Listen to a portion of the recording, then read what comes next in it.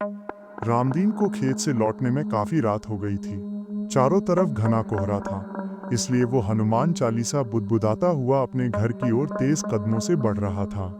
लेकिन तभी हवा में घुली एक सुरीली मगर डरावनी हंसी ने उसे अपनी जकड़ में ले लिया और उस पर जानलेवा हमला कर दिया। इंस्पेक्टर कबीर, जो पास के ही डाक बंगले की ओर जा रहा था, एक दर्दनाक चीख सुनकर रामदीन की दिशा में भागा। कबीर को रामदीन खून से लथपथ हालत में मिला। वो बुरी तरह कांप रहा था। कबीर ने गांव के प्रधान की मदद से रामदीन को जीप में डाला और अस्पताल ले गया। हॉस्पिटल में जब होश आने पर रामदीन ने बताया कि उसका सामना बिशनपुर की चुड़ैल से हुआ था, तो वहां मौजूद सबके होश फाख्ता हो गए। लेकिन कबीर की पुलिसिया नजर भाप गई थी कि प्रधान जी कुछ न कुछ छिपाने की कोशिश कर रहे हैं। कबीर के दिमाग में शक के बीज पनपने लगे थे।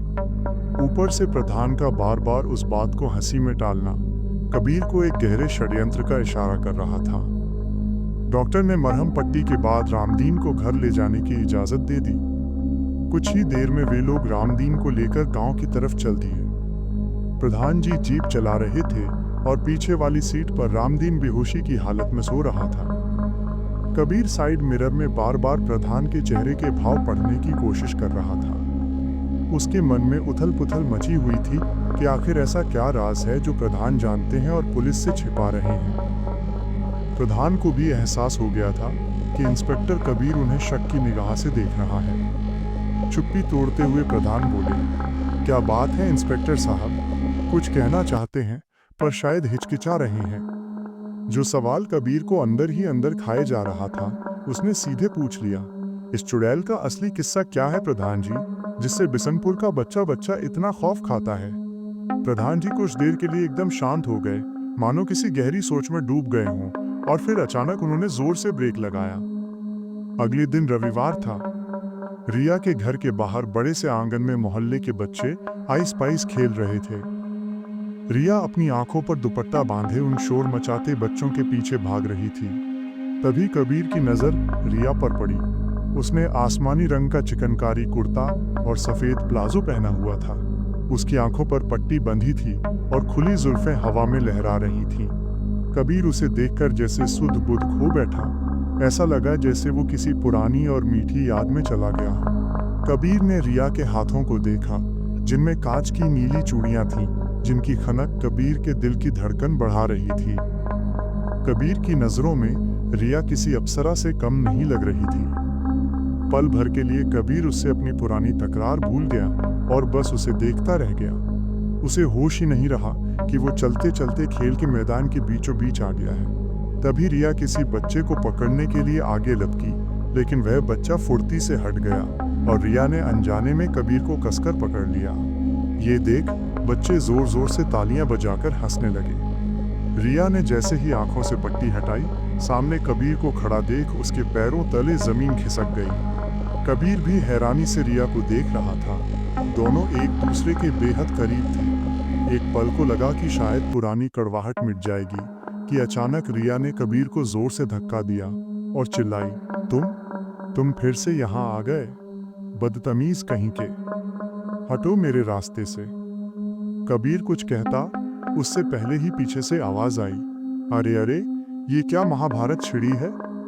रिया तुरंत पलटकर बोली, सक्सेना सर, मैं इस घमंडी आदमी के साथ एक छत के नीचे सांस भी नहीं ले सकती। आप इसे अभी के अभी यहाँ से ले जाइए प्लीज। कबीर भी गुस्से में तमतमाते हुए बोला, मुझे भी कोई शौक नहीं है यहाँ रहने का। तुम कोई एहसान नहीं कर रही हो। एसपी सक्सेना ने माथा पीटते हुए कहा, कबीर, तुम्हें रहना तो यहीं पड़ेगा। सर्किट हाउस में रिपेयरिंग चल रही है और गांव में सुरक्षित जगह यही है। मैं मजबूर हूं। तभी एक दुबला पतला सा आदमी पीछे से बोला, सर, मैं तो यहाँ रह सकता हूं ना। सक्सेना जी, उस आदमी को तो भूल ही गए थे। उन्होंने उसकी ओर इशारा करते हुए कहा, ओहो बजरंगी, तुम्हारा परिचय तो रह ही गया। फिर कबीर की ओर देखते हुए बोले, ये है बजरंगी, तुम्हारा जूनियर। इस केस में तुम्हारी मदद करेगा और साये की तरह तुम्हारे साथ रहेगा।